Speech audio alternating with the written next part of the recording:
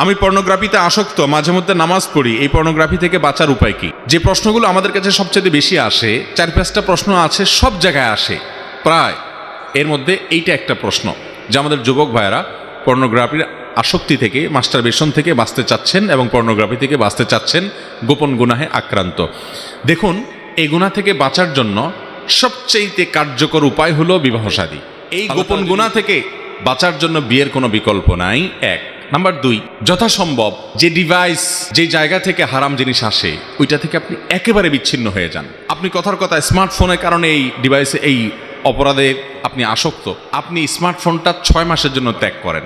এটা একটা ফর্মুলা। 6 মাসের জন্য, 6 মাসের জন্য এই ডিভাইসটা বিক্রি করে দেন, কাউকে দিয়ে দেন। একটা বাটনওয়ালা ফোন নেন, যেটাতে নেট ফেট কিছু আসবে না, বিডিটিডি চলবে না। আপনি এভাবে যদি 6 মাস নিজেকে নিয়ন্ত্রণ করতে পারবেন, ইনশাআল্লাহ এই অভ্যাস আপনার দূর হয়ে যাবে একসাথে।